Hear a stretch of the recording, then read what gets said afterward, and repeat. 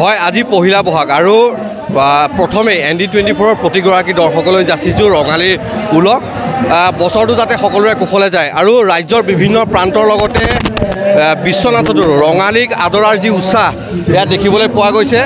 এয়া হৈছে বিশ্বনাথৰ কোচগাঁৱৰ যি পশ্চিম চাৰিআলি বিহু সন্মিলনী আছে সেই সন্মিলনীৰ তেখেতলোকে এনেধৰণে ওলাই আহি জ্যেষ্ঠসকলক মাহ হালধি দি আশীষ লোৱা পৰিলক্ষিত হৈছে আৰু সমগ্ৰ যি পশ্চিম চাৰিআলি ৰাইজ সেই ৰাইজ এনেদৰে ওলাই ৰাজপথলৈ আহি জ্যেষ্ঠজনক মাহ হালধি লগাই তেখেতলোকক শুভেচ্ছা জ্ঞাপন কৰিছে যাতে বছৰটো কুশলে যায় তেওঁলোকৰ। এয়া মোৰ সহযোগীয়ে দেখুৱাই আছে।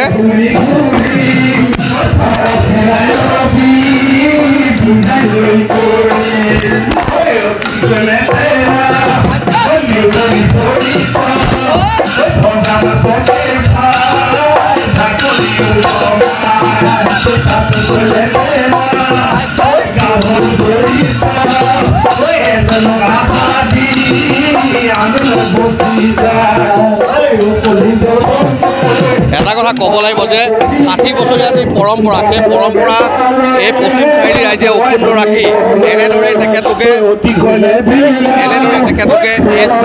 এই যি মাহ হালধি সনা পৰ্ব সেই পৰ্ব তেখেতলোকে এনেদৰে আছে আৰু ইয়াতে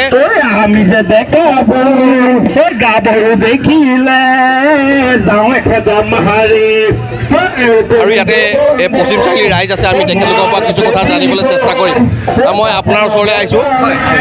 আজি প্ৰথমে ৰঙালী শুভেচ্ছা জনাইছোঁ আপোনালোকলৈ। কৃষ্ণ কৃষ্ণ।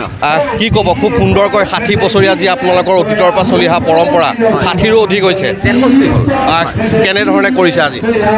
অতি আনন্দৰ দিন। আমাৰ 63 সংখ্যক এইবাৰ পশ্চিম চাৰিআলি বিহু সন্মিলন। গতিকে আমাৰ সকলো আপোনালোকে আমাৰ প্ৰতিটো বছৰতে আপোনালোক আহিছে আমাক মৰম যাচিবৰ কাৰণে। গতিকে আমাৰ এই অনুষ্ঠানটি আমাৰ পূৰ্বৰ ককা দেউতাহঁতে এই অনুষ্ঠানটিক জন্ম দিছিলে আৰু সেই অনুষ্ঠানটি আমি আজিৰ এই তাৰিখলৈকে আমি জীয়াই ৰাখিছোঁ। আৰু প্ৰথম কাৰ্যসূচী পতাকা উত্তোলনত এইবাৰ আমাৰ শ্ৰদ্ধাৰ কোচগাঁও গাঁও সংগঠনৰ আমাৰ ডম্বৰু গগৈ বাপজনাক আমি নিমন্ত্ৰণ কৰি আনিছিলোঁ। তেখেতে পতাকা উত্তোলন কৰাৰ পিছতে আমাৰ নামঘৰীয়া বাপজনাই তেখেতক তেল আৰু মাহৰে তেখেতক আদৰণি জনায় আৰু তাৰ পিছতে আমাৰ ডেকা গাভৰু ৰাইজ আই মাতৃ সমস্ত একত্ৰিত হৈ আমাৰ গোটেই গাঁওখনত আমাৰ আনন্দ উৎসৱ কৰা হয়। ধন্যবাদ জনাইছোঁ। আৰু এনেধৰণে দেখা পোৱা গৈছে যে ৰাজ্যৰ বিভিন্ন প্ৰান্তৰ লগতে বিশ্বনাথতো ৰঙালীক আদৰাৰ যি আচলতে উৎসাহ উদ্দীপনা সেয়া ব্যতিক্ৰম নহয় এই বিশ্বনাথ চাৰিআলিটো।